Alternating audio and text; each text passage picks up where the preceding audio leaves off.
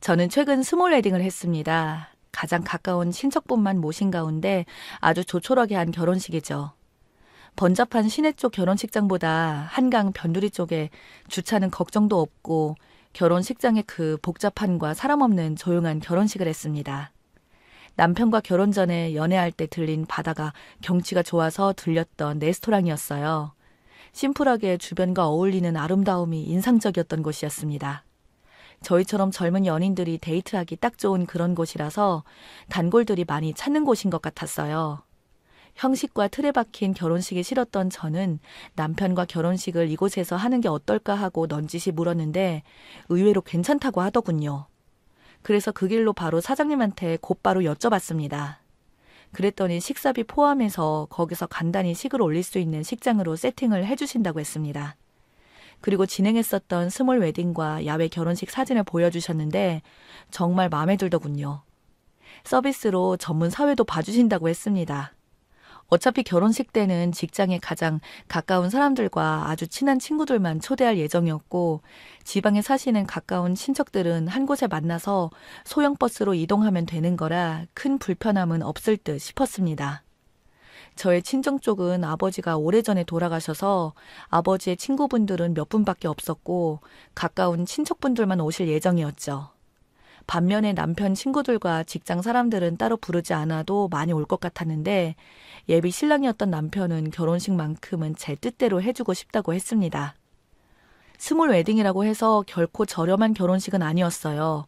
그냥 공장에서 찍어내는 듯한 결혼식장에서의 결혼이 아닐 뿐 좀 더 낭만적인 것이었죠.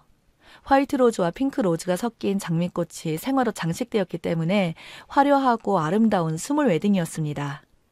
그 흔한 웨딩드레스도 대여받지 않고 친구가 직접 선물로 제작해준 심플한 웨딩드레스를 입었어요.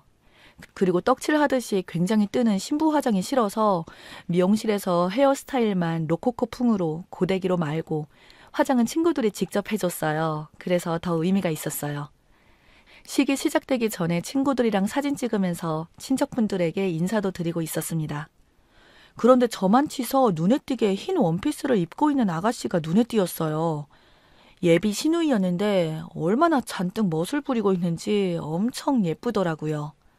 샵에 가서 30만 원짜리 화장도 받고 예쁜 옷도 대여받았다고 하더군요.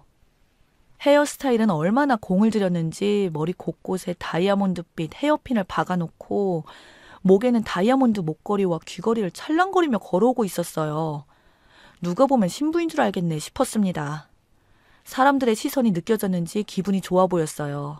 정작 신부인 저는 목걸이나 귀걸이나 팔찌 등은 전혀 하지 않았는데 예비 시누이는 주렁주렁 화려하게 잘 차려입고 왔더라고요. 시누이는 저보다 2살 아래인데 스스로가 참 예쁘다고 생각하는 사람입니다. 그리고 다른 사람의 주목을 받고 싶어하는 성격이에요. 과하게 행동한다거나 눈에 띄는 옷차림 등으로 다른 사람들의 관심을 받고 싶어 합니다. 얼굴도 여자인 제가 봐도 참 여성스럽고 예쁘고 키도 여자 평균 키보다 큰 편이고 날씬하기까지 합니다. 그래서인지 시누이는 비교적 자신 있는 외모로 다른 사람의 시선을 받고 싶어하는 욕구가 강한 듯이 보였습니다. 아마도 오늘 자기 오빠 결혼식인데도 불구하고 한 달 전부터 얼굴 마사지며 전신 마사지며 무엇을 입고 결혼식에 참석할지, 어떤 화장을 할지, 어떤 구두를 신을지 등등 고민 많이 했을 겁니다. 그동안 제가 봐왔던 시누이는 항상 그랬거든요. 아마도 신부보다도 더 돋보여서 다른 사람들의 시선을 독차지하고 싶었을 겁니다. 어서 오라고 반갑게 맞이하는 저를 힐끗 보더니 생각보다 너무 수수한 제 모습에 싱겁다는 듯한 표정이더군요. 그러더니 하는 말이 어이없었어요. 오늘은 신부가 아니라 내가 주인공이네. 라고 하면서요. 신부보다도 자신이 더 주목받고 있다는 말을 그런 식으로 하더라고요. 저는 그냥 웃어 넘겼습니다. 옆에서 신랑이던 남편이 헛소리하지 말고 저기 가서 얌전히 앉아있으라고 했는데 요리조리 제 드레스를 아래 위로 한번 훑어보고는 지나가더군요. 친구들이 그런 시누이를 보고는 시누이가 옆에 있어서 말은 하지 못하고 눈짓으로 뭐 저런 애가 있냐고 했어요. 시누이는 사람들이 쳐다보는 것은 자기가 신부보다 예쁘기 때문이라고 철석같이 믿고 있는 것 같았어요. 지나치게 자기애가 강한 편이었죠. 물론 예뻐서 쳐다보는 것도 있었지만 그것보다도 아무리 신랑 측 가족이라 하더라도 하객 복장이 아닌 흡사 신부 복장으로 화려하게 치장하고 나서 그게 이상해서 쳐다보는 것을 시누이는 깨닫지 못했습니다. 딱 봐도 흰 드레스 원피스에 화려한 목걸이, 치렁치렁한 귀걸이까지 조금 과한 복장이었죠. 식이 끝나고 가족 사진 찍을 때도 또 다시 자기가 주인공이라며 신부인 제 앞을 가로막고 중앙에 떡하니 서서는 다들 신부를 가리고 있다고 하니까 우스갯소리로 오늘은 누가 봐도 내가 주인공처럼 보이는데 중앙에 서야죠. 안 그래요? 하면서 자기가 중앙에 서고 신부인 저를 살짝 밀더군요. 어차피 사진 찍는 사람이 신랑 신부를 중심으로 찍는 건데 시누이 때문에 사람들이 인상을 찌푸리는데도 알아채지 못하더라고요. 저희 가족들이고 친척들이라서 이제 거침없이 오늘은 주인공은 나라면서 센터 자리를 포기하지 않더라고요. 형식적인 사진은 원치 않았기에 자연스럽게 찍어달라고만 했더니 제 결혼 사진은 사진마다 시누이가 가운데 떡하니 자리 잡고 있더군요. 그날 피로연 때 친구들이 시누이가 좀 이상하다고 하면서 욕을 했어요. 약간 나사가 빠진 듯이 사람이 부족해 보이더라고들 했습니다. 시누이에게 잘해주면 옳았구나 하고 머리 꼭대기에 올라갈 것 같다면서 조심하라고 이구동성으로 말하더군요. 아무튼 시누이가 주목받고 싶어 했는데 원하는 대로 된 것 같아 보였습니다. 인스타에도 막 따끈따끈한 사진들이 계속 올라오고 있었는데 정말 웃겼어요. 옷발로 식장을 점령하다 라는 제목으로 시누이 셀카 사진만 올라왔는데 신부인 저의 사진은 완전 꽂아 놓은 보릿자루 마냥 보여서 기분이 언짢았습니다. 이왕이면 인스타에 올라온 사진을 부모님도 볼 텐데 좀 그럴싸한 사진을 올려주면 안 되나 싶었어요. 마치 결혼식하는 신부보다 시누이 자신이 훨씬 이쁘고 아름다웠다는 것을 강조하려는 듯 대비된 모습의 사진만 올렸더라고요. 그런 시누이가 얄밉긴 하지만 상처가 많아서 자격지심 때문에 겉포장이 과한 편이라고 생각했습니다. 사실 시누이는 결혼을 한 번 한 적이 있어요. 비교적 이른 나이에 결혼을 한 거였는데 1년도 안 되어서 서로 헤어졌습니다. 혼인신고 전이라 지금은 처녀 행세를 하고 있어요. 시누이의 전 남편은 시누이보다 10살이나 많은 사람이어서 처음에 결혼한다고 했을 때 남편도 반대를 했었다고 들었어요. 세상 물정 모르는 시누이가 이래저래 속아서 결혼한 것 같기도 했고 아무래도 미심쩍었다고 하더군요. 아직 어린 나이니 좀 더 시간을 두고 결혼을 생각해보라고 했었는데 굳이 강행했다네요. 그 당시에 직장도 없었고 이곳저곳 알바를 하다가 결혼을 한 거라 취집이라 생각했던 것 같았습니다. 결혼자금 한 푼도 모으지 못하고 시부모님의 도움으로 결혼한 시누이는 막상 남편 돈으로 생활비를 받았으니 특별히 할 일도 없이 집에서 무료하게 쇼핑을 했다더군요. 그걸 못마땅하게 생각한 시어머니가 심하게 야단쳤는데 그때 시누이가 너무 스트레스를 받는 바람에 명품백과 화장품 그리고 비싼 주방 그릇들로 쇼핑을 왕창 해버렸답니다. 그 때문에 시누이 남편과 한바탕 크게 싸우게 되었고 시누이 남편은 시누이 카드를 정지를 시켰다네요. 그런 사실을 어찌 알고 시어머니가 남편도 없는 대낮에 쫓아왔답니다. 남편 신용카드로 정지 먹고 남편이 생활비도 주지 않겠다고 으름장을 놓고 있는 판국에 시어머니까지 와서 난리를 치고 있길래 너무 화가 난 나머지 시어머니를 때렸다네요. 당신 며느리이지 이제 당신 아들딸이 아니니까 잔소리 그만하라고 했답니다. 시누이 어머니가 완전 폭발하셨대요. 그때 상황은 안 봐도 비디오죠. 그래서 시누이 시어머니는 감히 시어머니한테 할 짓이냐며 그 자리에서 시누이 친정아버지에게 바로 전화를 걸어서 못된 딸 교육 다시 시켜서 보내라고 했다네요. 그런데 너무 어이없게도 친정아버지가 딸 편을 들어주는 게 아니었던 거죠. 시집간 딸이니 그쪽에서 알아서 가르쳐서 살든지 말든지 버리든지 알아서 해야죠. 다 키워서 보내놨더니 고장났다고 반품하는 건 받지 않습니다. 알아서들 하세요. 라고 하시면서 끊으셨답니다. 그러자 이번엔 시어머니가 경찰서에 신고했다네요. 시어머니는 어떠한 처벌보다도 이걸 기회로 해서 며느리 버르장머리를 고쳐볼까 하는 의도였던 것 같다고 했습니다. 영악한 시누이는 시어머니 때린 적이 없다고 발뺌을 했다네요. 오히려 시어머니에게 폭행을 당했다고 주장했답니다. 그날 저녁에 경찰서에 달려온 친정엄마와 시누이의 남편이 합세해서 집안 싸움으로 더욱 시끄러워지니 일단 집으로 돌아가라고 해서 시어머니와 시누이 엄마는 시누이 남편이 집에 모셔다 드리고 시누이와 시누이 남편은 집으로 돌아갔대요. 시누이와 어머니를 모셔다 드리고 온 시누이 남편이 그러더랍니다. 사람이라면 해선 안 되는 일들이 있어. 어머니랑 오늘 이야기했는데 당장 헤어지자. 몸만 나가던지 아니면 이혼 소송 당해서 위자료 주고 가던지 결정해. 라고 했답니다. 사실 혼인신고도 하지 않은 상태라서 합의 이혼이고 뭐고 없이 바로 헤어지면 남남이더라고요. 보수적이고 효자였던 시누이 남편은 절대 시누이와 살지 않겠다고 했고 더군다나 시누이 시어머니와 시누이를 더 이상 보고 싶지 않다고 했다네요. 이 말을 들은 시누이 친정엄마가 기가 막히다면서 도통 사정을 하면서 사돈을 달래봤지만 소용없었답니다. 할 수 없이 시누이가 시어머니를 찾아가서 무릎 꿇고 용서를 빌었지만 소용없다고 시누이 남편은 곧바로 살던 집을 부동산에 내놓더니 자기 짐을 다 빼서 시댁으로 들어가 버렸어요. 그렇게 허망하게 헤어진 후 몇 달이 지났는데 어느 백화점에서 일하고 있는 친구한테서 연락이 왔대요. 시누이와 헤어진 전 남편과 비슷한 사람을 봤다면서 사진을 찍어서 보내줬답니다. 시누 전 남편이 확실하더래요. 그런데 옆에 만삭인 어떤 여자와 아기용품 매장에서 물건을 고르고 있는 모습이었답니다. 백화점에서 근무한다는 그 친구 말에 의하면 그 아기용품 매장 직원에게 물어봤더니 두 사람이 부부가 분명한 것 같다라고 하더랍니다.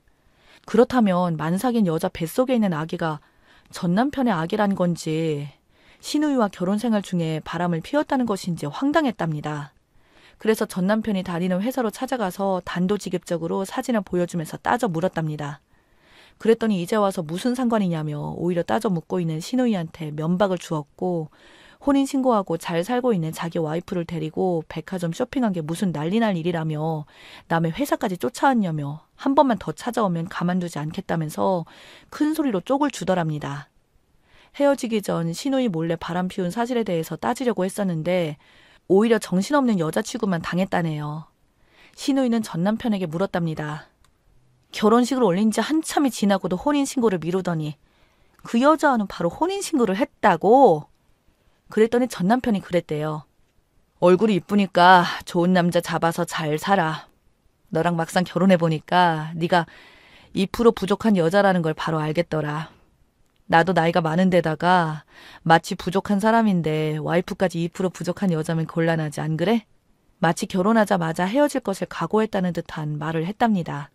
모욕적인 언사로 자존심이 엄청 상한 시누이가 야, 이 나쁜 놈아, 넌 천벌을 받을 거야.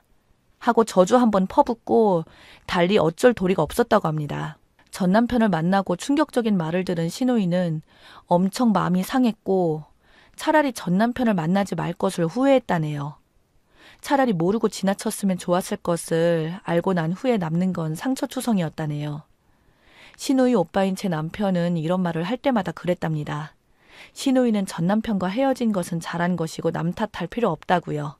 앞으로 네 허물까지 감싸주는 사랑해주는 그런 사람을 만나면 되는 것이니 마음 아파하지 말라고 했답니다. 그대로 시누이는 전 남편에게 받은 다친 마음의 상처 때문인지 좀 과한 언행을 할 때가 종종 있었어요. 저는 결혼 전에 이미 남편에게서 시누이에 관해서 듣고 알았기 때문에 제 스몰 웨딩에서 그렇게 2% 부족한 행동을 하는 시누이를 오히려 짠하게 생각했습니다. 거기서 더 과한 행동만 하지 않기를 바랄 뿐이죠. 시누이가 빨리 진정으로 시누이를 사랑하는 좋은 사람을 만나서 그 사랑으로 아픈 상처가 치유되기를 바랍니다. 우린 어차피 불완전하고 100% 완벽한 인간은 없기 때문에 누군가에게 2% 부족하다느니 하는 말들은 정말 쓸데없는 말인 것 같습니다.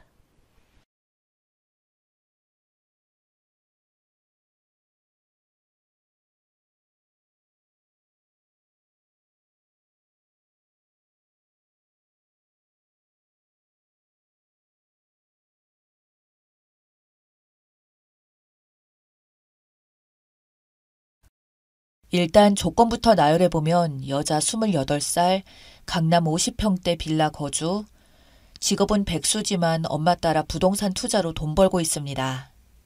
판교에 11억 정도 하는 아파트를 소유하고 있습니다. 부모님 노후 완벽하게 준비되어 있고 아빠는 대기업 임원, 엄마는 부동산 투자. 키는 작고 외모는 많이 괜찮은 편입니다. 의술의 힘을 빌려 코는 살짝 높였습니다. 남자친구는 39살이고요. 전원주택 대지 200평 주택에 거주 중입니다. 동네 의원급 정형외과 의사입니다. 재산은 E클래스랑 남자 집이 종갓집이라 돈이 좀 있는 걸로 알고 있습니다. 부모님 노후 완벽하고 아버지 교수님, 어머님 주부, 키 보통에 외모 보통이에요. 집은 오빠가 강남권의 30평대 아파트 16억가량 대출금 30% 끼고 해오기로 했습니다. 저는 혼수 인테리어 원하는 대로 그래서 냉장고 1대와 김치냉장고 1대, 안마 의자 300짜리 1개, 홈시어터와 게임방 시공, 세시 시공, 침대도 백화점에서 제일 비싼 거, 부모님 사달라는 거 다 사고 잠을 중요하게 생각해서 비싼 곳에서 주무셔야 한답니다. 스타일러, 에어컨에 TV도 제일 좋은 거 사달라고 하고 인테리어 견적 싸게 받았는데도 워낙 고급진 걸로 해달라고 해서 200 정도 받았고 그 외에 나머지 가구들 제가 채워 넣어야 합니다. 소파도 애들한가 뭔가 명품 사야 된다고 그것도 돈 3천 정도 했고 아무튼 해달라는 게 엄청 많아요.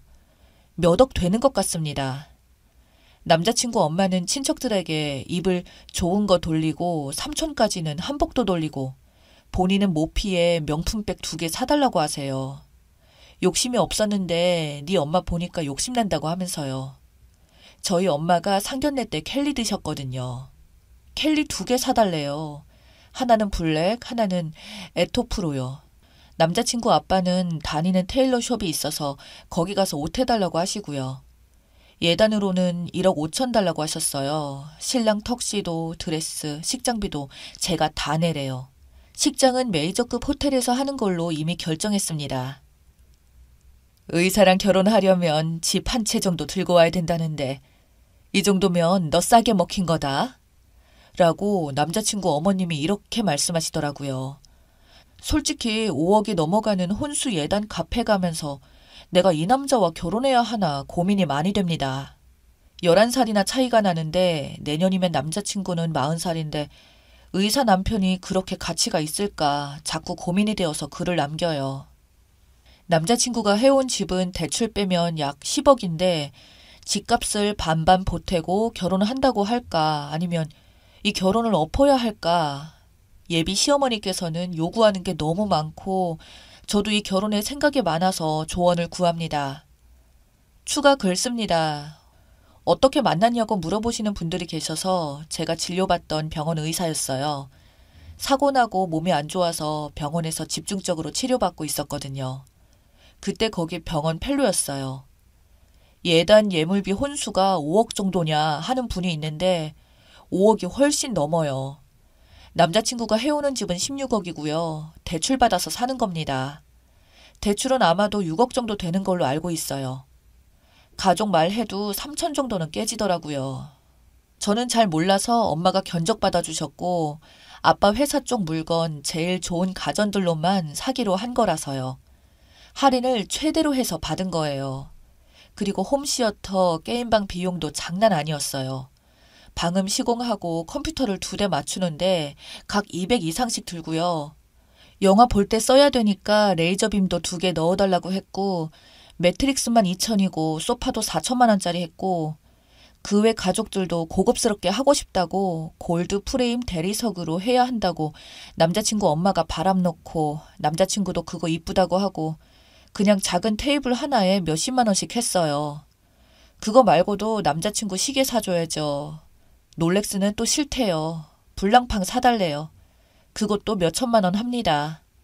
반지는 부세론에서 오빠가 맞추기로 했고 그거 위쪽으로 보석이나 시계 사는 거 전부 제 돈으로 하기로 했습니다. 아, 너무 많아서 다 못 썼는데 오빠 양복도 2벌 맞춰줘야 해요.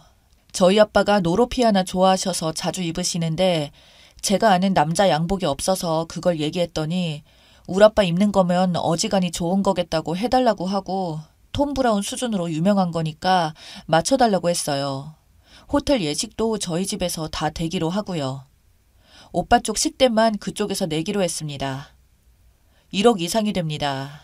남자친구 엄마랑 친척들 한복은 전부 200에서 300 하는 숍에서 제일 좋은 걸로 맞춰달라고 하고 이불도 좋은 거 해달라고 했어요. 자기 체면 살아야 한다고요.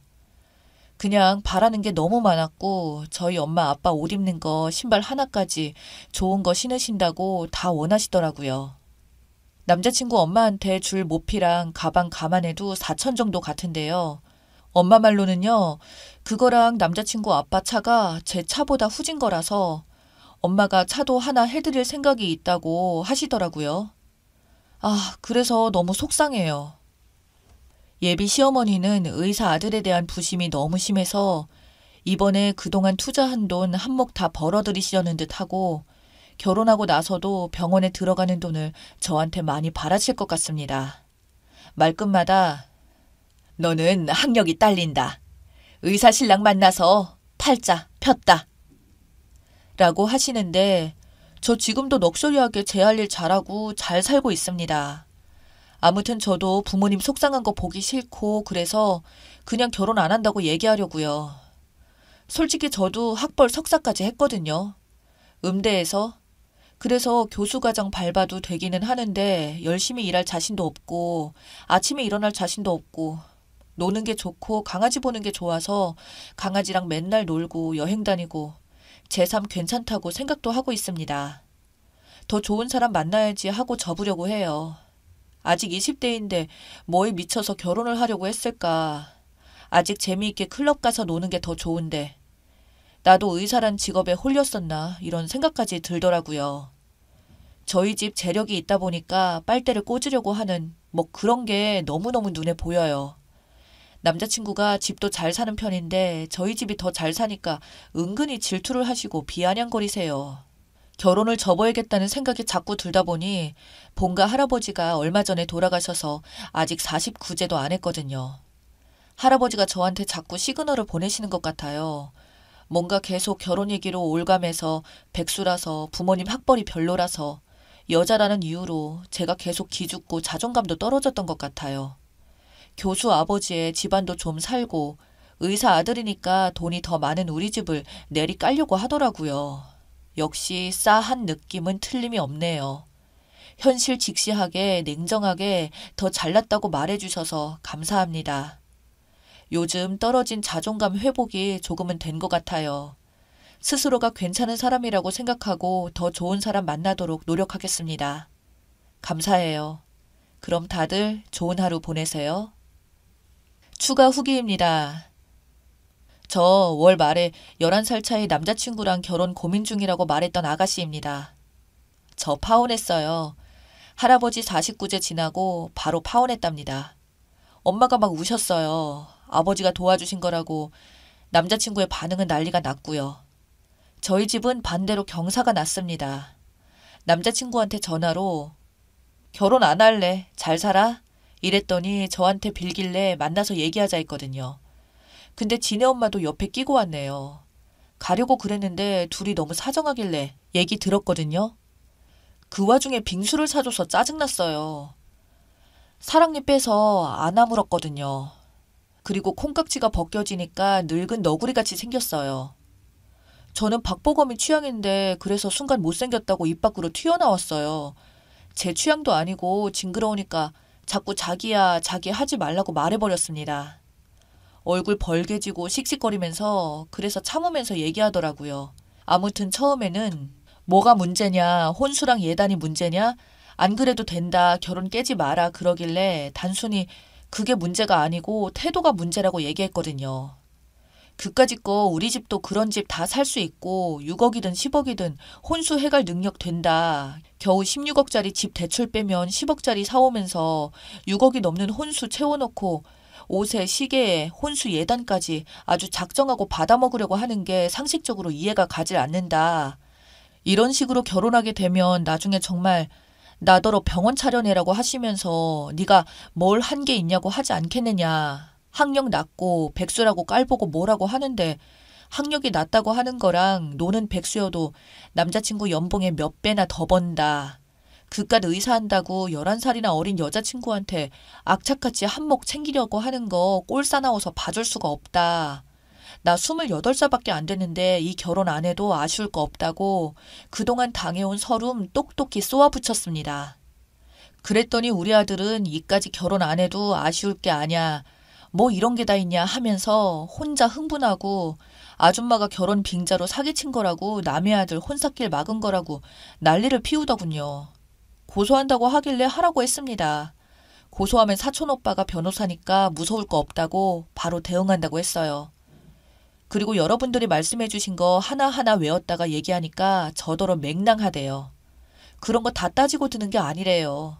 그러길래 먼저 따지고 든 건 그쪽이라고 했더니 의사가 돈을 얼마나 많이 버는데 개원하는데도 많이 들었고 앞으로의 비전이 어쩌고 저쩌고 하길래 현재도 남자친구보다 제가 더 돈 많이 벌고 앞으로도 저는 남자친구가 벌 돈보다 제가 받을 돈이 더 많아요 라고 해버렸습니다. 사실 저 의사 월급 얼마 하는지 모르는데 뻥 좀 쳤습니다. 네, 아빠 엄마 하는 것도 기분 나빴다고 얘기했고 다양하게 이것저것 다 따졌습니다. 거의 머리 안 거치고 나가는 수준이라 머리 거치면 말빨로는 질 것 같았거든요. 그냥 어른이다 뭐다 체면도 안 차리고 거르지 않고 저도 나오는 대로 막 던졌어요. 아줌마가 열받아서 시끄럽네, 천박하네, 쪽팔리네, 아주 약이 올라서 어쩔 줄 몰라 하면서 방방 뛰더라고요. 이제 아들 나이 차서 떠리로 내놔도 주워가는 곳이 있을지 모르겠다고, 아들 재테크 실패했다고 막 약 올렸거든요. 여태껏 살면서 제 생애에 그렇게 싹수 없었던 게 처음이어서 막 흥분되고 그랬어요. 전 남자친구 놈은 지 엄마한테 말 그렇게 하지 말라고, 그러고 맞을까봐 무서워서 일부러 CCTV 잘 보이는 쪽으로 다녔어요. 그래서 아줌마 말 좀 들어주고 받아치다가 재미없어져서 가는데 잡길래 라운지에 들어갔는데 아줌마가 일행이라고 막 쫓아오길래 저 아줌마 일행 아니라고 얘기해서 쫓아내버렸어요. 쫓겨나면서 또 깽판 피우길래 아줌마도 1억 쓰고 들어오세요. 흥. 이러고 보디빌딩 하는 친구 불러서 같이 갔습니다. 다행히 앞에서 기다리고 있진 않았고요.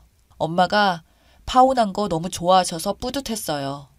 그리고 엄마가 경제력 딸려도 좋으니까 그냥 마음 맞고 잘생기고 마음씨 좋은 남자하고 살라고 그러셔서 잘생긴 남자가 있어야지 연애를 하지 이랬더니 원하면 클럽 차려준다길래 아빠랑 저랑 빵 터졌어요. 하여튼 우리 엄마 짱입니다. 암튼 그렇게 끝나기는 했는데 당분간은 좀 무서워서 아빠랑 같이 다니고 친구들이랑 다니려고요. 다행히도 저희 빌라가 보안이 좀 많이 빡세서 많이 걱정되진 않아요. 결론은 제 연애가 또 끝났네요. 당분간은 코로나 풀리면 여행이나 다니려고 해요. 내일은 바다로 놀러 가기로 했어요. 이제 여름이니까 신나게 다녀야죠. 아무튼 사연 봐주셔서 감사하고 용기 주셔서 감사해요.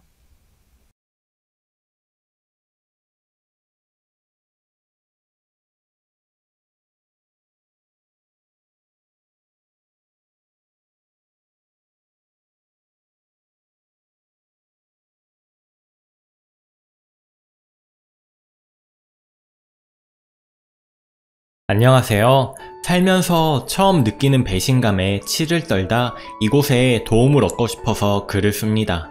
남편 이야기입니다. 제 남편은 저밖에 모르던 남편이었어요. 4년 연애 끝에 결혼했고 결혼하고도 알콩달콩했습니다.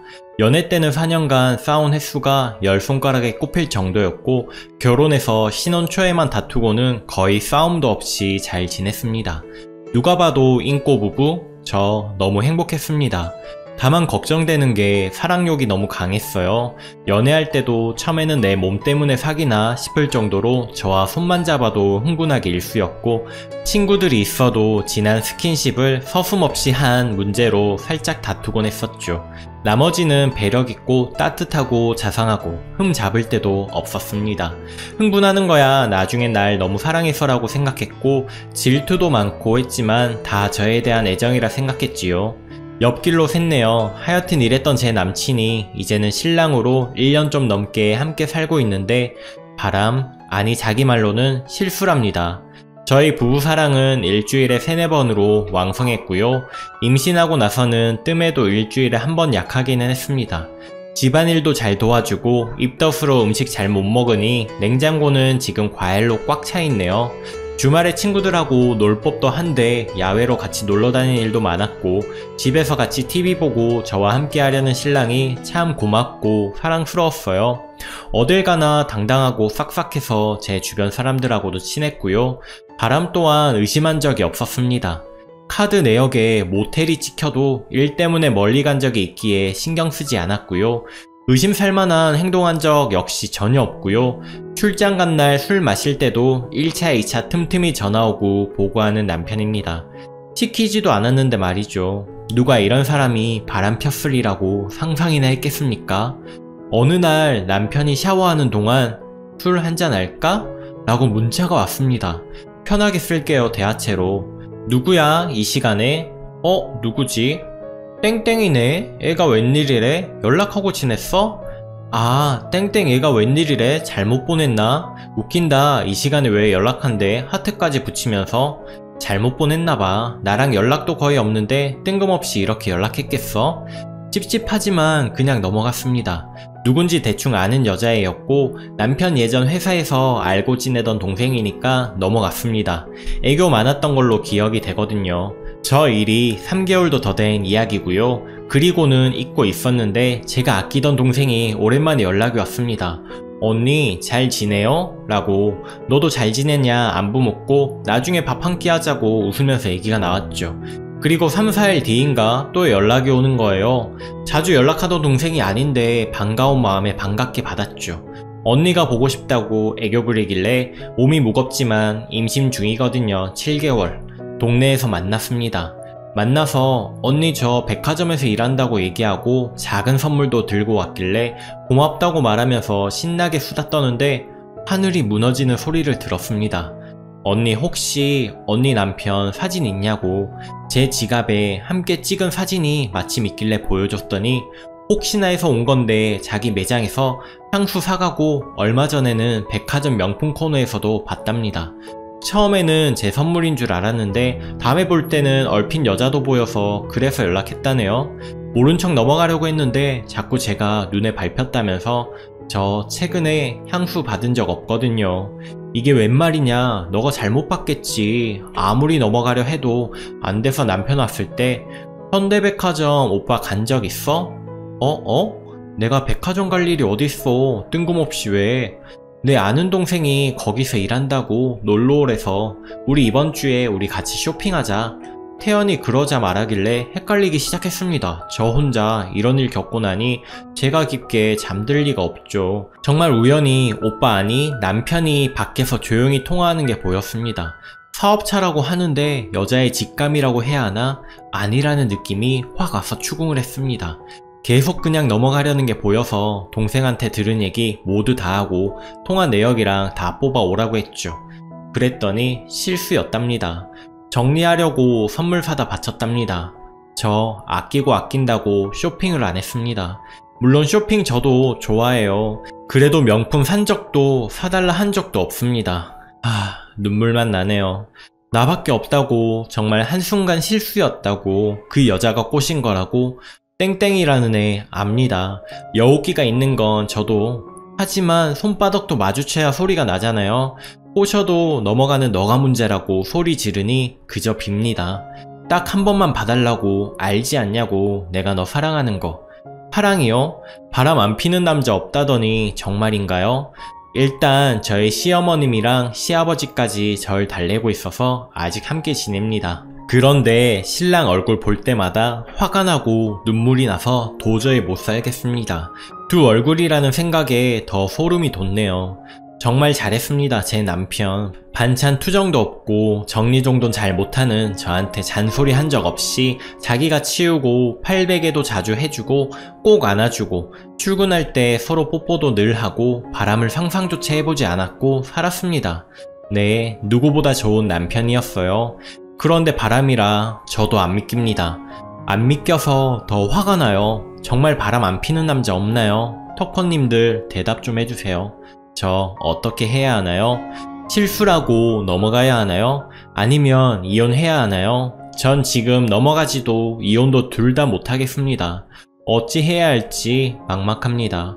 헤어진들 그 누구도 못 믿을 것 같고 같이 산들 이 사람을 용서할 수 있을지 자는 모습만 봐도 죽이고 싶을 정도로 믿거든요. 지금은 별거 중입니다. 제가 도저히 얼굴 못 보겠다고 내가 나갈래 너가 나갈래 해서 남자가 시댁에서 지냅니다. 더 많은 조언을 부탁드릴게요. 아픈 상처 끄집어내서 죄송하지만 경험담이나 주변 얘기들 다 좋으니 어떤 조언이라도 부탁을 드릴게요. 쉽게 헤어지는 게 안 돼요. 정말 좋았던 사람이라 어디 가서 내가 이렇게 사랑받을 수 있을까 싶을 정도로 2, 3일 전만 해도 행복에 겨웠던 제가 한순간에 불행해졌네요. 4년 연애 때도 이벤트는 없었지만 큰 속 한번 안 썩이고 늘 연락도 자주 하고 다정하던 사람. 결혼해서도 남들은 다 변한다 하지만 그대로였습니다. 늘 제가 우선이고 시댁 갔다 온 날에는 힘들지 하고 집안일은 그날은 자기가 다 했던 사람. 으이구 우리 아기하고 언제나 절 보듬어 주던 사람이 다른 여자를 만났다는 게 믿어지지가 않습니다. 그래서 더 아픕니다. 아, 남편이 바람핀 그 동생은 제가 내일 만나기로 했습니다. 꼭 만나고 싶다고 제가 연락을 했습니다. 그런데 막상 만나면 뭐라고 해야 할지, 뭐라 하는 게 좋을지 댓글을 꼭 부탁드릴게요. 댓글 이외에 후기도 있습니다. 베스트 댓글, 남일 같지 않아서 글 남깁니다. 2년 전 제 아들 2돌쯤에 제 남편이 바람을 폈습니다. 님 남편처럼 너무 자상했었고 많이 사랑했었기에 배신감도 컸었죠. 결과만 말하자면 지금 저는 용서하고 함께 살고 있습니다. 하지만 이혼하는 것보다 용서하는 것이 훨씬 힘든 일입니다. 두 사람 다 미치는 일이죠. 저는 다 까발렸습니다. 혼자 상상하는 것보다는 나을 것 같기도 했고 아무튼 뭐에 홀린 듯이 하나하나 남편 카드 사용 내역서까지 다 뒤지고 교통카드 쓴 것까지 다 뒤졌습니다. 그래서 새로운 게 하나 나올 때마다 난리치고 미친 사람처럼 울고 그랬어요. 정말 힘들었습니다. 하지만 그렇게 안 하면 매일매일 이것들이 나를 얼마나 속였을까 뭐 이런 생각 때문에 살 수가 없을 것 같아서 그냥 다 뒤져서 찾아냈습니다. 정신과도 다니면서 약도 먹었고요. 한동안은 약 없이는 잠도 못 잤습니다. 약을 먹었는데도 깊은 잠 못 자고 자다 깨서 울고 그랬었죠. 그때 제 남편은 다 참아줬습니다. 잊을만 하면 하나씩 나와서 난리를 쳐도 무조건 잘못했다. 내가 미친놈이다. 너한테 상처 줘서 미안하다. 그러면서 무릎 꿇고 빌었습니다. 그렇게 용서를 했습니다. 보통 보니까 그냥 한 번 용서하면 다신 얘기도 꺼내지 말고 덮어야 한다고들 하시던데 저는 반대입니다. 제 남편은 제가 다니던 정신병원 가서 혼자 상담을 받고 왔더라고요. 어떻게 하면 용서받을 수 있냐고 의사 선생님이 그랬답니다. 길면 1년 이상, 짧으면 6개월 무조건 참아주고 다 받아주라고. 그래서 제 남편 그렇게 하더라고요. 그렇게 미친년 같은 짓을 9개월 정도 했네요. 처음 3개월은 거의 매일이 미칠 것 같았고 그 이유는 원래 행사처럼 치밀어 오르더라고요. 다시 말하지만 저는 차라리 이혼하는 것이 마음이 덜 힘들었을 것 같아요. 여기에 글 올라오는 것 보면 한 번 바람 피면 2번도 핀다는 글들이 많던데 저도 아직 확신은 못하겠습니다.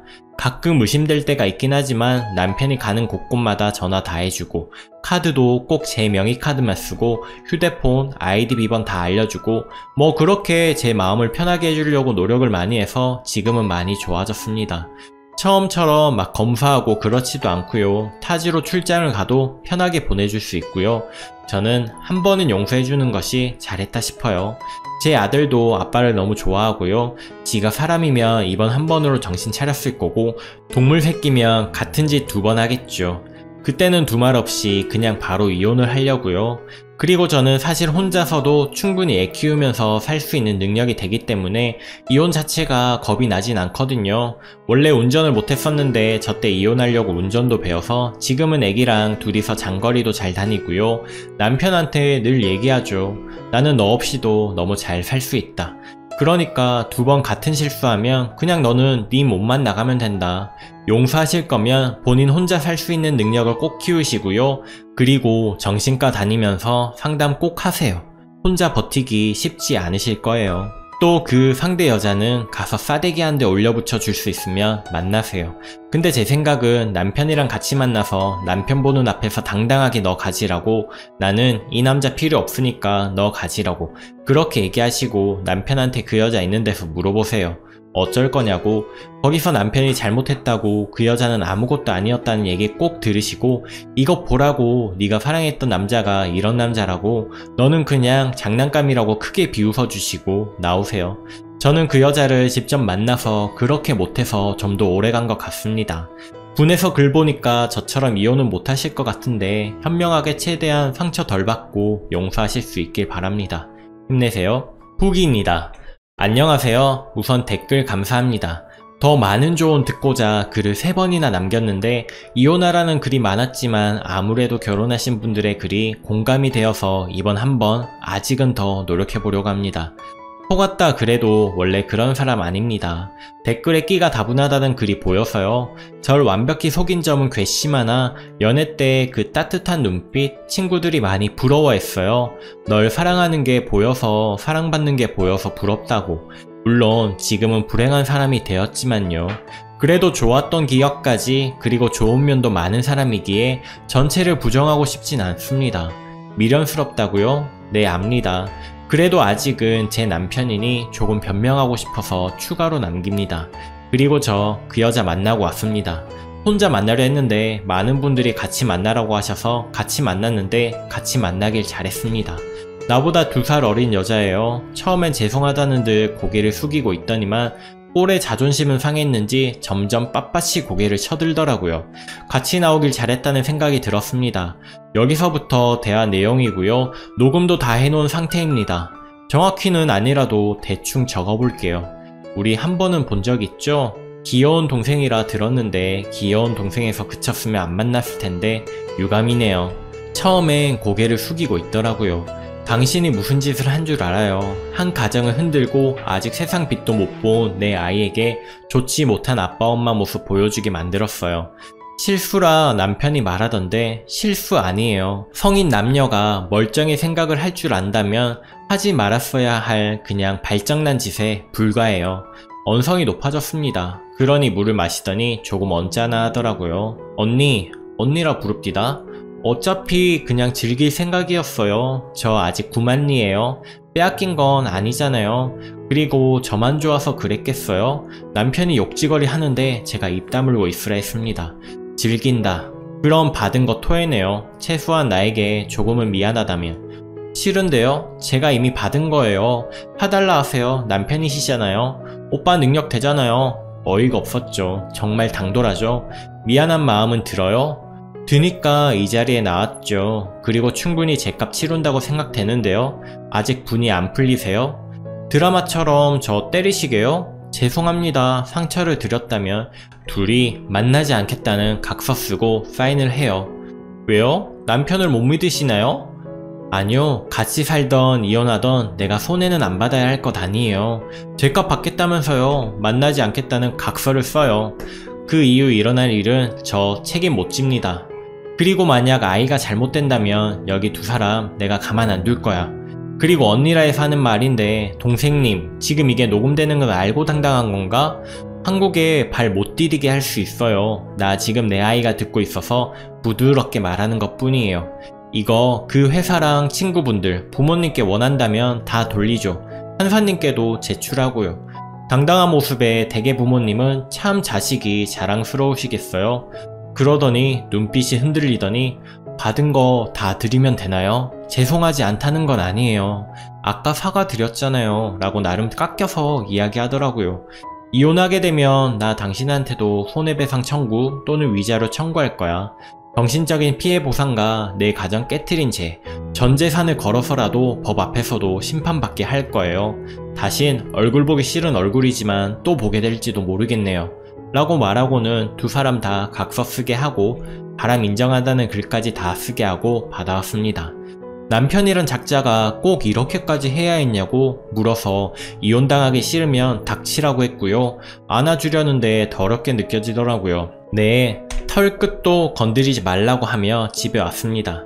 일단 같이 집에 왔는데 1시간도 채 안 지났는데도 미치겠더라고요. 당신과 나 왜 이렇게 되었을까? 나한테 왜 그래 나한테? 이러지 않아도 멋진 남편이라고 늘 고맙고 자랑스러웠어. 그걸 왜 부숴버려? 오빠, 나 어떻게 해야 해? 끌어안고 울었습니다. 발악도 하고 소리치고 안겨서 울고불고 침착했어요. 저번에 글 남길 때만 해도 그런데 정말 이성을 잃고 미쳐버렸습니다. 정말 미쳤습니다. 불과 어제 여기 글 쓸 때만 해도 아니 바람핀 걸 알았을 때만도 이만큼 이성을 잃지 않았는데 악의도 생각나지 않을 만큼 그냥 악을 썼습니다. 지금 생각해도 그땐 제가 아닌 듯 하네요. 태어난 척하는 지금 제 모습도 제가 아니지만요. 어쨌든 한바탕 그러다가 도저히 안되겠다고 당분간 우리 따로 살자고 했습니다. 나 생각할 시간 달라고, 미안하다고 알겠다고 하고 남편은 다시 시댁에 갔네요. 이게 오늘 일입니다. 같이 살아보려고 마음 굳히는 중이나 당장 얼굴 보기도 쉽지 않고 12번도 생각이 바뀌는 상황이라 확답은 못 드리겠습니다. 그래도 응원해주세요. 이혼하게 되면 다시 글 남기겠습니다. 후기 두 번째. 많은 분들이 이혼하라 했지만 이혼은 하지 않으려 했습니다. 아이 때문인 걸로 아시겠지만 사실 제가 너무 사랑해서 함께 하려고 했는데 결국 이혼을 준비 중입니다. 이혼 벌써 할 수 있었음에도 아직 그 바람핀 애한테 더 많은 형을 내리려면 이혼 전이 좋다 해서 미루고 있습니다. 제가 독한가요? 지금 이 상황에선 도끼밖에 안 남았습니다. 왜냐고요? 그 애한테 피해 보상 등 최대한 많이 제가 받아내려고요. 이번엔 아이 때문에 이혼을 결심했습니다. 제 아이는 아직 빛을 볼 때가 아님에도 이미 세상에 나왔어요. 지금은 몸이 많이 좋아졌지만 10달도 채우지 못하고 나온 아이. 황달부터 시작해서 자잘자잘하게 참 많이 아팠습니다. 아이다 보니 발바닥이랑 머리에 바늘을 꼽는데 할 수만 있다면 제가 아프고 싶어요. 우리 아이가 이 못난 엄마 때문에 뱃속에서 스트레스가 많았는데 나와서도 아프구나라는 생각에 산후조리고 뭐고 아이 보여주는 시간이 있음에도 불구하고 내내 그 앞에서 울고 기도하고 해서 간호사들이 이런 산모 몸 상한다고 말렸습니다. 하지만 그렇게라도 하지 않으면 제가 미치겠더라고요. 이런 화와 분노가 이제 그 애와 남편에게 갔습니다. 자기들은 불장난 같은 그냥 쾌락이었지만 나와 아이는 얼마나 고통스러웠는지요. 남편 얼굴 보면 정말 죽여버리고 싶었습니다. 그런데 참 웃기게 별거 상태였는데도 통증 오고 아플 때 제일 먼저 저도 모르게 연락한 사람이 제 남편이었습니다. 정신 차리고 보니 이것 또한 용서 못하겠더라고요. 그래서 이혼을 결심하게 되었습니다. 정말로 사랑했고 정말 행복했던 내 결혼 생활을 이렇게 만든 게 우리의 사랑의 결실을 저렇게 아프게 만든 그 사람. 함께 살면 미쳐버릴 것 같습니다. 이 사람을 보며 더 이상 웃을 자신도 없고요. 이렇게 글을 남기게 된 건 그 여자의 뻔뻔한 태도 때문입니다. 저도 잘한 건 없습니다. 우리 아이가 병원 병실에서 여기저기 바늘 꽂고 있는 모습을 보니 이성은 무너진 지 오래. 그 여자 일하는 곳에 찾아갔습니다. 어디서 제게 그런 에너지가 나온 건지 악다구니 쓰고 mp3 파일까지 뿌리고 왔습니다. 멀쩡히 직장 생활하며 잘 지내는 모습 여러분은 모를 겁니다. 정말 피가 거꾸로 흐르는 기분. 미안하다는 소리는커녕 모함하지 말라고 더 큰 소리를 칩니다. 처음에는 말리던 사원들도 내 아이가 병원에 있다는 제 말에 말리는 신용만 하지 내버려 두더라고요. 울고불고 높은 문 과장이었던 걸로 기억되는데 정확하게는 기억이 안 납니다. 회사 분위기 엉망시켜서 정말 죄송하다고 인사드리며 mp3 파일과 울면서 하소연했던 기억만 남는데 하여튼 회사 발칵 뒤집고 왔습니다.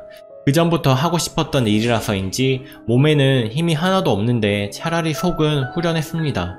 그런데 그날 뻔뻔스럽게도 그 부모 아니 그 엄이란 작자가 저에게 전화해서 악다군을 퍼붓더라고요. 부모라면 저한테 사죄해도 모자랄 판국에 제가 그의 인생을 망쳤답니다. 자업자득이라고 당신도 부모면서 어떻게 이러냐고 같이 소리를 질렀습니다. 대하체가 편해서 대하체로 쓰겠습니다. 악다군이 써서 그 엄마가 한 말은 기억에 남지는 않지만 욕이 어찌나 많던지 다만 저는 내 아이가 아파 당신들이 대신 아파줄 거 아니면 입 닥치고 있을 것이지 어디 뻔뻔하게 나에게 전화질이야. 나 아직 이혼 안 했고 증거는 충분한데 그래도 내가 사랑했던 사람 간통으로 쳐넣기 싫어서 참아왔어. 네 새끼 아픈 거 보니 아프지. 나도 아파 죽겠으니 변호사 선임해서 준비 철저히 해. 간통뿐만 아니라 내 아이 저렇게 된 피해 보상까지 내가 뜯어낼 수 있는 만큼 뜯어내 줄게. 라고 악다구니 쓰다가 끊었습니다. 법 얘기가 나오니 조용합니다. 잘못한 건 아는 건가요? 참 이제 전쟁만 남았네요. 이렇게 된 사실이 씁쓸하기도 하지만 감상에 적기에는 전 한 아이의 엄마더라고요. 우리의 사랑을 배신한 남편. 사랑으로 태어난 우리 아이지만 더 이상 그 사람 아기가 아니라 판단했고 보여주기 싫은 마음에 접근 금지 신청을 했습니다. 남편은 면회가 안 되게 했어요. 꾸준히 병문안 왔지만 만나지 않았습니다. 보면 저까지 아플 것 같았거든요. 좋지 못하게 끝맺기는 했지만 그래도 그 사람은 잘 살았으면 좋겠습니다. 잘 살되 저와 아이에게는 계속 미안했으면 좋겠네요. 잊지 않았으면 싶은 영원히 아픈 상처가 되길 바라는 저 역시 나중에 벌 받겠지요. 하지만 기왕 시작한 싸움 이겨서 올게요. 법정 처리하는 중에 그의 아버님까지 이제 연락이 오네요. 한번 절 만나고 싶다고 만나서 사과드리겠다고 왔습니다. 만나지는 않고 나는 법대로 하겠다고 전했네요. 죄인은 죄값을 받아야죠. 거기다가 자신이 지은 죄를 모르는 사람에게 그 어떠한 방법으로든 너가 지은 게 큰 죄라고 그 대가 받으며 톡톡히 느끼게 해줄 겁니다. 그리고 여자에게 이 판 주소 말해주려고요. 또 뻔뻔히 내가 무슨 죄를 지었냐고 그저 자신도 편한 오빠니까 편하게 대한 거라고 말도 안 되는 소리 또 찌꺼리면 또 감히 나를 협박한다면 많은 사람들이 보는 이곳에 네 이름 까발릴 거야. 이혼녀 살기 힘들지? 하지만 불륜녀는 이 세상 살기 더 힘들걸? 내가 이혼녀 되는 거 걱정하지 말고 앞으로 네 걱정하며 살길 바랄게. 너 사람 잘못 건드렸어. 내가 좋게 말했을 때 빌어도 모자랄 판에 너가 신경 건드리는 바람에 우리 아이까지 아프고 있어. 그게 왜 네 탓이냐고? 모르겠다면 내가 알게 해줄게. 그리고 여기에 무수한 댓글들이 알게 해주겠지. 조만간 또 봅시다. 후기 4번째입니다.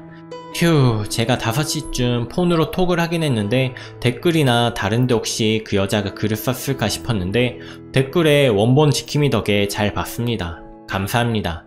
일단 폰으로 본지라 내용은 못 보고 그 여자한테 연락을 했습니다. 지금 내용을 봤네요. 그 여자가 쓴 거 확신이 없어서 5시쯤 전화를 걸었는데 받지를 않더라고요. 혹시 그 여자가 쓴 걸로 추정되는 글 지킴이 가지고 있으신 분 있으면 다시 올려주세요. 부탁드릴게요. 그리고 신상은 정말 저 여자가 쓴 거라면 100번 1000번이고 까발리고 싶지만 소송이 남았기에 참습니다. 저한테 불리할 수도 있으니까요. 일단 너무 감사드립니다. 제가 댓글에 썼는데 보신 분들이 있을지도 몰라서 다시 한번 감사 인사를 드립니다. 저 너무 행복했던 삶이라 아직 제가 이렇게 된 걸 아는 사람이 별로 없습니다. 친구들에게도 연락하지 않았고 아는 언니랑 그때 알려준 동생 이외에는 제가 말을 안 꺼냈어요. 그동안 행복했다고 자랑했던 제 자신이 부끄러워서요. 자랑했던 내 남편이 이런 사람이었다는 게 속상하고요. 제가 자리 잡히면 알릴 예정입니다. 우리 아이 이름 아연으로 지었고요. 이름 짓는 곳에서 3가지 이름 받아왔는데 그중 저 이름이 제일 마음에 들어서요. 미신이지만 건강할 수 있는 이름이라고 해서 지었습니다. 많은 댓글 써주신 분들께 정말 감사드립니다. 친구, 언니, 동생들에게 위로받는 느낌이었어요. 참았던 눈물이 고였는데 울지 않고 있습니다. 싸움이 끝나기 전까진 이제 안 울려고요. 전 엄마니까요. 사실 전 이만큼 저에게 힘을 주실 거라고는 자신의 일도 아닌데 이렇게 화내주실 거라고 기대 안 했습니다. 그냥 친구한테도 말 못한 얘기, 저 때문에 마음 아파하실 우리 부모님 때문에 속에 응어리진 걸 익명의 힘을 빌려 털어놓자는 마음에 남기게 되었는데 어느새 여기에서 힘을 얻고 위로를 받습니다. 오늘은 정말 200이 넘는 댓글을 보고 깜짝 놀랐습니다. 뭐 여기 태반이었지만 전 오히려 후련하네요. 정말 감사드리고요. 여기 글에는 욕보다는 저를 축복해 주셨으면 하고 글을 남깁니다. 좋은 소식으로 이슈가 되면 좋은데 안 좋은 이야기 전해서 유감이네요. 이혼하지 않고 다시 잘 살아보려고 했는데 이젠 너무 멀리 왔습니다. 잘 살아보겠다는 글에도 많은 댓글에 힘을 입었었는데 그러지 못해서 죄송합니다. 제가 그 사람을 용서할 자신도 얼굴 볼 자신도 없네요. 이혼도 아이도 못 보게 한 걸로 충분히 벌했다고 생각 안 해요, 저도. 하지만 아이가 아픈 마당에 남편 욕을 제가 할 수가 없네요. 그래도 제가 사랑했던 사람이고 제 아이 아빠니까요. 하지만 용서할 생각은 없습니다. 일단 이야기는 이 정도 하고, 감히 제가 부탁드릴 거는 지금 쓰는 이 글도 다시 한번 톡에 올려주실 수 있으신가요? 그 여자랑 연락이 잘 안 됩니다. 여기로나마 다시 한번 분풀이를 하려고 합니다. 그리고 저한테 용기도 다시 한번 주셨으면 해요. 이번에는 저랑 아연이 잘 지낼 수 있는 댓글로 부탁드릴게요. 댓글 쓰시기 힘드시다면 추천이라도 부탁드릴게요. 다시 그 여자가 볼 수 있게. 감사합니다. 후기 5번째. 안녕하세요. 아연이 엄마예요. 이제 슬슬 제 주변 사람들도 이혼 소식 알고 처음엔 이게 싫었는데 차라리 속편하고 좋네요. 친구들에게 기댈 수도 있고요. 자작이네, 독하네 여러 댓글 봤지만 그래도 여기서 많은 조언과 힘을 얻었습니다. 감사합니다. 독하다는 의견에서는 저는 한 표예요. 정말 인간이 이렇게까지 변할 수 있겠구나 스스로 많이 느꼈던 나날들이었습니다. 간단하게나마 간통죄, 이혼하실 분들께 제가 받은 도움 전하고자 글을 씁니다. 그리고 제가 그동안 있었던 일도 넋두리를 할게요. 이혼하고 나니 홀가분보다는 전 허무하네요. 모든 게 그냥 부질없단 생각. 일단 녹취가 가장 크게 증거자료로 힘이 있었습니다. 제 경우는요. 여기 그 애가 올린 글은 글쎄요. 제출은 했지만 결과상 크게 작용 안 했는데 전 남편 되는 사람이 자기 입으로 간통을 인정했습니다. 그리고 나와서 그러더군요. 자기가 정말 나쁜 놈이라 제가 너무하다고 생각했대요. 미안은 한데 뭔가 억울하기도 하고 이렇게 빌어도 안 되는가 싶고 그러다가 병원 왔다가 우연히 제가 우는 모습을 봤답니다. 전 남편 아기 면회 금지 다 시켰는데 그래도 몇 번 왔다 간 건 저도 알고는 있습니다. 제가 신생아실에서 혼자 쪼그려서 우는데 자기 눈에서 처음으로 눈물이 고였답니다. 아, 내가 정말 잘못한 거구나. 저 사람 저렇게 아파하는구나. 홀로 쪼그려서 우는 모습이 그렇게 마음이 아팠다고 하네요. 그때서야 자기가 죽일 놈인 걸 자기 반성이 되었다고 늦었지만 이게 날 위하는 길이라 여긴다고 잘 살아달라고 했습니다. 사실 저 좋은 며느리, 아니 좋은 며느리가 되기 위해 애썼던 사람이었어요.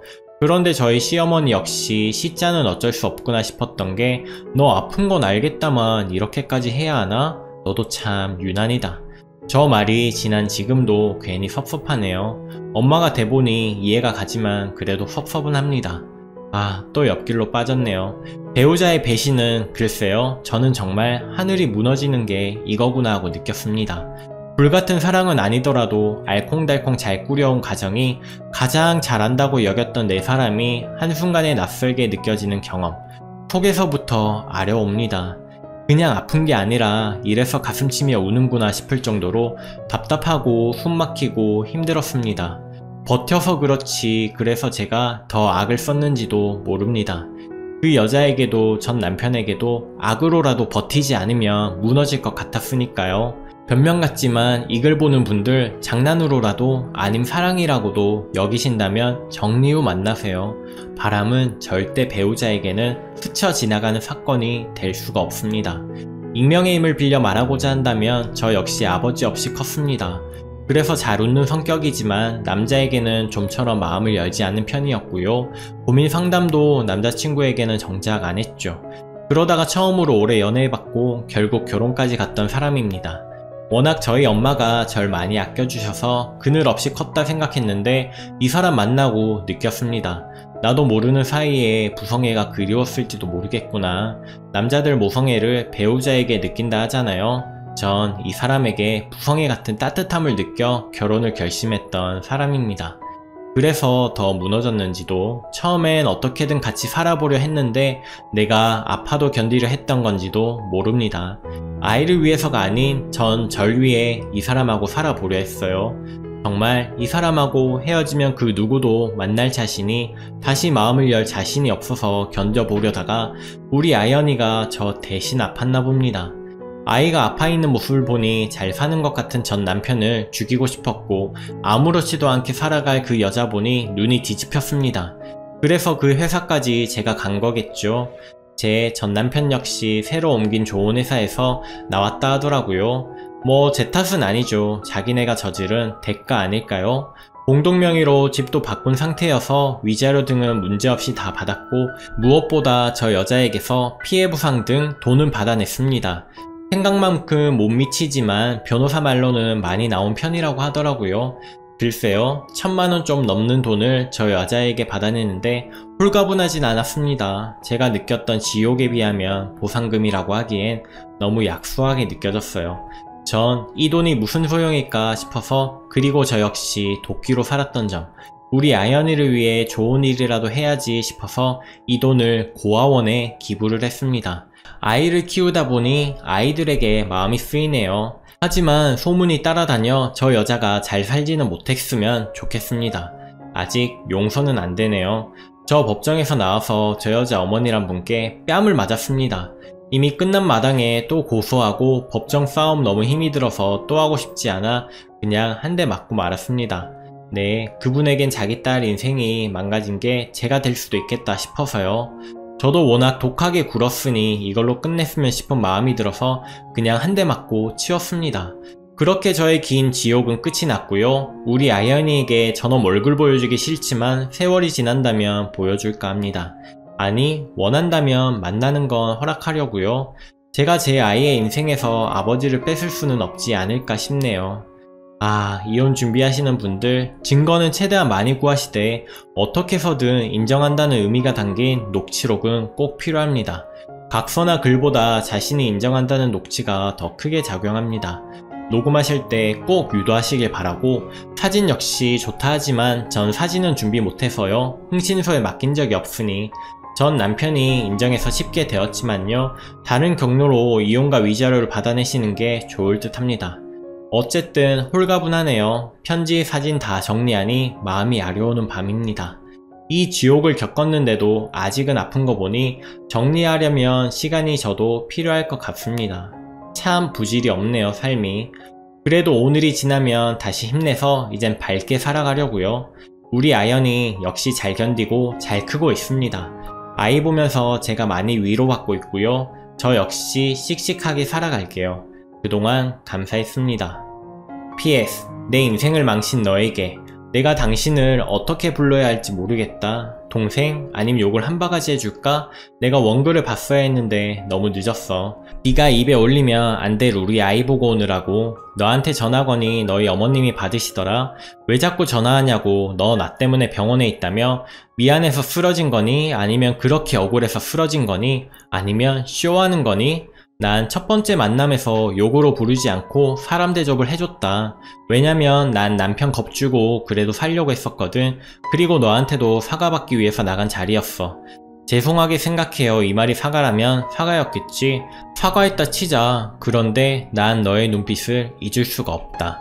솔직히 그 자리에서 어떻게 꼬박꼬박 언니라고 부를 수 있는 건지 그때부터 내가 널 알아봤어야 했어. 정말 객관적 사실 다 유포해봐. 너 이 땅에서 못 살게 될 거야. 너랑 나랑 기껏해야 2살 차이인데 차라리 어린애랑 바람나면 어린애가 이렇게 굴면 어려서 철이 없어서라고 여기지 2년의 차이가 이렇게 큰 건지 너가 정말 인간이 아닌 건지. 그래, 인간이라면 네가 감히 내 아이 아픈 걸 그래 쓸 리가 없지. 적어도 사람의 탈을 썼다면 말이야. 난 그래도 아이가 아픈데 나쁜 짓 하지 말자 싶어서 너가 정말 미안하다고 사과하면 선처도 생각했다? 나도 딸 가진 부모니까 이제 내가 못된 마음을 품으면 행여 나 대신 우리 딸이 더 아플까봐 너에게 정말 진심 어린 사과 한마디 들으면 용서했을지도 몰라. 그런데 강해지게 해줘서 정말 고맙다. 이번 주 안으로 너에게 내 변호사가 연락할 거야.